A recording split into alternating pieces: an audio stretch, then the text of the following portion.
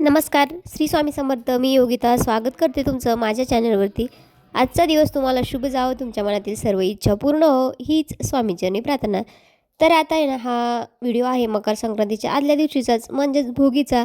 तर आपल्याकडे ना भोगी हा सण साजरा केला जातो. तर या दिवशी ना, म्हणजे ज्या आपल्या शेतातील भाज्या असतात त्या त्या सर्व भाज्या मिक्स करून जे आहे ते भोगीची भाजी बनवली जाते. आणि या दिवशी ना सूर्यदेवता आणि इंद्रदेवताचेही आभार मानले जातात. आणि म्हणजे ना, थंडीपासून आपण जी या दिवसात थंडी असते आणि तीळ हे उष्णतेचं प्रतीक मानलं जातं. तर त्यामुळे ना आपण तिळगुळ देऊन जो आहे तो हा सण साजरा केला जातो. यामागे खूप आख्यायिका आहे. आणि म्हणजे भोगी म्हणजे उपभोग घेण्याचा सण किंवा आनंद व्यक्त करण्याचा सण असंही म्हटलं तर बघा जातं. आता वाटण किंवा करून या घेतलेलं आहे दिवशी आपण. म्हणजे हा सण आहे ना, बघा शेतात जे दिसत असेल पिकवलेलं तुम्हाला. नवीन धान्य आहे ना, त्या पिकांचा भरपूर असा उत्सव तर भोगीच्या भाजीमध्ये आहे ना, हरभरा, पावटा, घेवडा, वांगे, गाजर अशा वेगवेगळ्या पद्धतीच्या भाज्या घेऊन आहे ना, आणि तीळ टाकून भाकरी आणि भाजीमध्ये ही तीळ टाकली जाते आणि भोगीची भाजी केली जाते. तर तीळ लावून बाजरीची भाकर आणि गूळ, शेंगदाणे, पापड, खमंग खिचडी हेही या दिवशी खाल्लं जातं. खूप काही ठिकाणी ना याला अनेक नावाने संबोधलं जातं. तर आमच्याकडं याला भोगीच म्हणतात. तर काही ठिकाणी भरपूर असे जे आहे ते नावं या सणाला दिले जातात. तर आहे ना, आता कसं या थंडीच्या दिवसामध्ये दुबार जी पेरणी आहे ती केली जाते आणि त्यामुळे शेतकरी पण आहे ना, नवीन जे पीक आहे त्यासाठी उत्साहित असतो. आणि म्हणजे याला आहे ना, तमिळनाडूमध्ये आहे ना पोंगल पण म्हटलं जातं. आणि काही ठिकाणी याला म्हणजे भरपूर नावाने याला संबोधलं जातं. आता एवढं काही मी सांगत बसत नाही.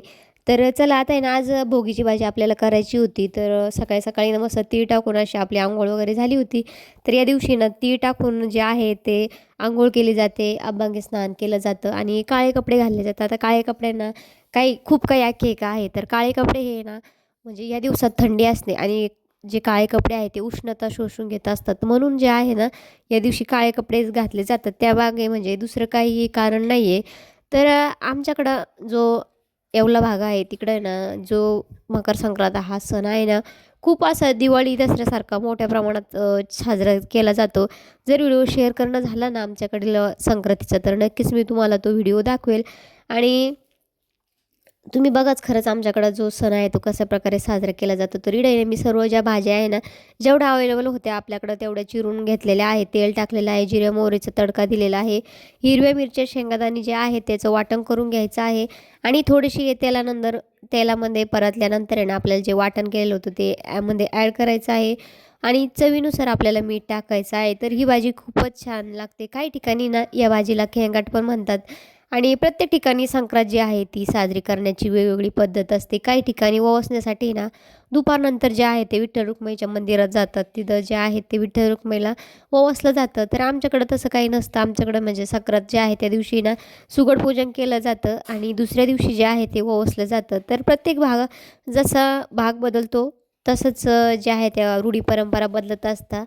तर आमच्याकडली पद्धत जी आहे ती तुम्हाला जेवढं शेअर करणं झालं तेवढं मी नक्कीच करेल. तर व्हिडिओ स्किप न करता पूर्ण बघत चला. चॅनलवरती नवीन असाल तर लाईक आणि शेअर, सबस्क्राईब करायला तर अजिबात विसरायचं नाही आहे. तर बघा, इथं थोडीशी आपण हळद टाकली होती. शेंगदाण्याचं जे वाटण केलेलं होतं ते पण यामध्ये ॲड केलेलं होतं. आणि आपली छान अशी आपली इथं जी भाजी आहे ती तयार झालेली होती. तर बघू शकता तुम्ही, काही ठिकाणी म्हणजे ना ही भाजी सुक्की पण केली जाते आणि रश्श्याची पण केली जाते. आणि इतर वेळेसपेक्षा ही भाजी आजच्या दिवशी खरंच खूप रुचकर आणि चविष्ट लागते. का कुणास ठाऊक, पण खरंच आजच्या दिवशी ही जी भाजी आहे आहे ना एकच नंबर लागते. तर तुमच्याकडं कशा पद्धतीने जी भोगीची भाजी आहे केली जाते आणि तुमच्याकडं काय म्हणतात हेही आम्हाला म्हणजे कमेंट करून सांगा, की मलाही जेणेकरून तुमच्याकडील ज्या रूढी, परंपरा, प्रथा आहेत त्या कळतील आणि समजवण्याचा प्रयत्न करेल. तर बघा, मस्त असं आपलं भाजीचं इथं रेडी झालेलं आहे. तर चला, तर भाकरी वगैरे आता करून घ्यायची आहे आणि शेतातील कामही त्याबरोबर चालूच आहे. तर शेतात आम्ही काय करतो दिवसभर तेही तुम्हाला पुढे बघायलाच भेटेल. तर चला आपण बघूया, की शेतात आपण दिवसभर काय काम केलेलं आहे ते. चला तर मग.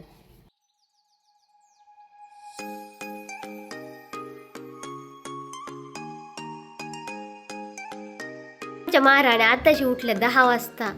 किती वाजल्यात माहिती का? हां, करेक्ट 10 वाजले, 10. अरे काय बाबा, हो ते बरोबर आहे, म्हणा चुकलंच माझं. तर सर्व काम आटोपलेले आहे, मळ्यात जायचं आहे कांदे कापण्यासाठी. तर आता बऱ्यापैकी म्हणजे आवरलेलं आहे. तर चला आता मळ्यात भेटूया आपण, दिवसभर काय काम करतो ते.